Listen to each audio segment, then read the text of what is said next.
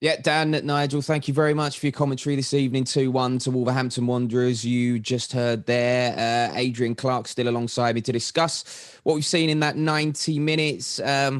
Disappointing, deflating, isn't it? Especially after, Nigel was talking about it just then. Such a great first half performance, little lapse of concentration at the end, and that kind of set the tone for the rest of the game. I feel so gutted for the players because they played so well in that first half. It was excellent. It really was up until the red card, which we've covered at half time. I think technically under the letters of the law as it stands, it's a red, but I don't think anyone that likes football wouldn't want to see that rule changed. I just think it's so harsh, and that killed Arsenal's hopes really. Leno for me again. I didn't think it was deliberate. I thought he tried to get his arm out of the way of it. The ball just skidded off faster than I anticipated, and I would question whether that was a clear goal scoring opportunity as well, to be honest. But there you go. They've looked at it and they decided that was the call. But yeah, we've just got to scratch it from history. It's happened.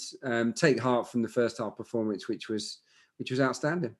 Yeah, the main concern for me, and this is just kind of speculation, I guess, but the main concern for me is, we don't want it to affect the run that we were on. We were on such a great run of form, and in the pre-match show, we had a look at it, didn't we? We were second, only behind Manchester City. Wolves at that point were bottom of the form table, so hopefully it won't affect our form going into the Villa game on Saturday. That, I think, will be the challenge for Mikel Arteta and the coaching staff, to just lift the players, just tell them not to worry about it, basically, because I'm telling you now, Arsenal would have won this game probably with something to spare if the match had continued in the same vein. So, but it's a lesson, isn't it, that you've got to take your opportunities. Saka had a great chance, or a couple of good chances. There were one or two others that fell our way that we didn't dispatch, and because you never know what can happen in football. Things can turn, in an instant, and we probably shouldn't dismiss the fact that Willian Jose got in behind our defence to have a shot on goal right on the stroke of half time. That wasn't great defending, but we paid a very heavy price for that one lapse in concentration, or two lapses in concentration if you count Bernd Leno as well. So it's a harsh one, but we shouldn't let this affect our confidence moving forwards, because we showed for 44 minutes what a quality team we're becoming. Mm-hmm.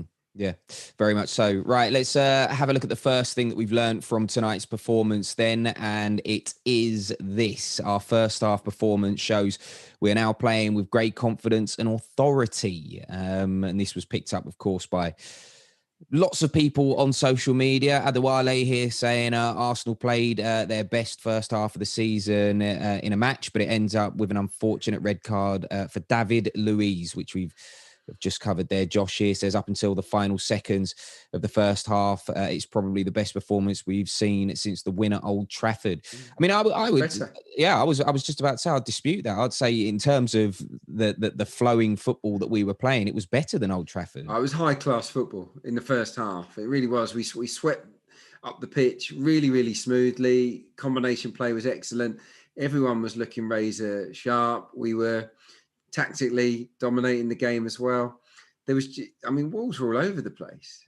They should have been out of sight, really, and that will be a regret, I think, for Mikel Arteta. We should have buried them. But again, I look at another decision. You can keep going on about decisions, but we had a goal disallowed as well. Could easily have been 2-0 up. And I genuinely felt that on the balance of play, we were so authoritative in that first half that it should have been 3-0 Arsenal or 4-1 Arsenal. That would have been a fair reflection. So to lose the game, it hurts us all, doesn't it? Yeah, it really is a kick in the teeth to come away with nothing tonight. Right, let's have a look at the second thing that we've learned from tonight's performance then. And it is this. Tonight was a harsh lesson in taking our chances when we're on top in games, which is... kind of what we were just saying there. And I'm sure we're going to see some tweets about this. Javonte here saying an Arsenal could have had 6 in the first half. That's why you take your chances. We've got another one here from Bozinka, who says Arsenal should have scored at least 3 times until in the first 45 minutes. You don't take your chances and you get punished. I mean, it's one of the fundamental rules of football, isn't it, Clarke? You get your chances, you need to take them when you have them. You do, but I would dispute it to a point. Where were the sitters? Which sitters did we miss? What was it? Where was the open goals? I don't think that there were any unbelievable. Obviously, Bukayo Saka's chance was a really good one, but on the run at pace, we've created it quite brilliantly. He's a fraction away. He hits the post. We have a goal disallowed. Very tight penalty call, doesn't go our way. Struggling to think. I think there was a really good Patricio save, a magnificent save actually from Nicolas Pepe. It's easy to say you should take your chances when you're on top. I don't think I would criticise Arsenal's finishing too much in this game. No, I really would. And even at the end, Nick, when we create that one chance at the end, it's a brilliant block. 2 brilliant blocks in succession from Wolves defenders to deny Aubameyang and Saka. Yeah. I don't think our finishing was off tonight. Well, I guess what those people are trying to say, and what I would kind of tailor it to, is that when you're on top, you need to make the most of that moment. Of course you do, and yeah, you can. Yeah, it's something we can all say, and I agree with it. And Arsenal will rue the fact that they didn't score more goals while they were on top. But I don't think luck went their way. I just think it was bad luck this evening. And of course, we've been beaten. Let's not get away from this as well. We've been beaten. I think Nigel Winterburn described it as a 1 in 100 shot from João Moutinho from 35 yards in the top corner off the post. He has 100 goes that he scores once. I agree with Nigel. And we've played with 9 men for much of the second half, 10 men for the entirety of the second half. And we've only lost the game because of a worldie. We shouldn't beat ourselves up over this. Yeah, fair enough. Right, let's have a look at the third and final thing that we learned from tonight's performance then. And, we had to go there. Tonight's big refereeing decisions felt harsh given the circumstances. We touched on the penalty decision at half time.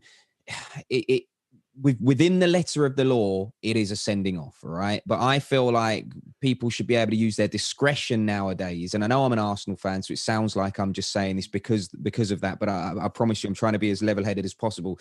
There's no way David Luiz meant to trip the Wolves attacker. No way. I mean, if the ref looks at the monitor or whatever, surely he can see that. I think it's debatable that it's a foul. A lot of people are saying it's a foul because he trips him. But, I mean, the player's got a high backlift. David Luiz is running back at pace. It's just an accidental collision for me. The same as any accidental collision on a pitch. I wouldn't expect a foul. I wouldn't. And I tweeted earlier, about accidental handballs are now kind of allowed inside the box. They're waved on. Yet an accidental collision of legs causes a penalty and a red card. Look, the rule is the rule. And I think the officials went by the rule book. But I agree. I think that law needs to change. And I just think the law needs to open up room for discretion. And had discretion been allowed there, Craig Pawson, I don't believe, would have sent him off had he reviewed that incident. The defending in the first place wasn't great. He was in with a great chance of scoring. And that was our fault. Yeah. With Leno, I just think he's really, really unlucky. Again, I'd say that's not necessarily deliberate and not necessarily denying a clear goal scoring opportunity because the ball was skidding through very, very quickly. It probably would have run out of play. So look, but it is what it is. And the offside call as well. Let's not forget that in the first half, it's Lacazette's big toe that has stopped Bukayo Saka scoring a fantastic goal. And for me, again, in the spirit of football, that goal shouldn't be disallowed. Yeah. Lacazette's, to all intents and purposes, level with the last defender. No one appealed. No one would have batted an eyelid had the goal stood. We've been we've been dealt a very, very harsh card tonight by marginal calls. But that happens. Let's hope the luck turns on our side in a different game soon. Boy, do we need it. Yeah, fingers crossed for that. Right, before we wrap things up, then we've got to do a question of stats. Normally, I'm avoiding doing question of stats because it normally is more points to you, Clarkey. So if you never watched the pre-match show, you're unsure what question of stats is, because I know we're broadcasting on different mediums at the moment. It's essentially a matchup between myself, Adrian Clarke there, and Dan Roebuck, who does our commentary. And there's a stat that's put out there, and we have to try and guess or get as close as possible to the correct answer. So today, we were looking for total Wolves corners. It's 3 points for bang on and 1 point for the closest. Now, what was the figure you said, Clarke? Well, I was the last to go, and I was left in a bit of a pickle. So I went really low. I went with 3, and I think I was out of the game long before half time. So not my night on the question stats. Right. Dan Roebuck, I believe, went for 4, was it, or 5? Which way did he 4. go? Yeah, he 4, went for 4. right. And because 5 was left. I went for 6. Well, you all laughed at me. You all said I'd gone too big. I didn't go big enough, it would seem, because 9 corners was the answer. That's how many Wolves got. So I get a point at last. Even you're celebrating because you were just running away with it. Yeah, I'll take it. And it also means that Dan Roebuck is in last place, like actually in last place. What a shame that is. Right, Clarke, thank you. Do you know what? Dan Roebuck being in last place is the only thing that's cheered me up on an otherwise very, very frustrating evening. Stop the count. You always think he's gone, and then this voice comes out of nowhere. He knows I love him, really. The voice of God. Right, Clarkey, thank you very much for your company this evening. Let's hope for a different result for the next one. I won't be on Saturday because it's the early kickoff, and I've got other commitments, unfortunately. But Dan Roebuck will take you through that alongside Adrian Clarke. Aston Villa is the game. We're back in the Midlands. Villa Park is the stadium we'll be visiting, and let's hope for a different result. We'll catch you on Arsenal.com around midday for that one. Take care.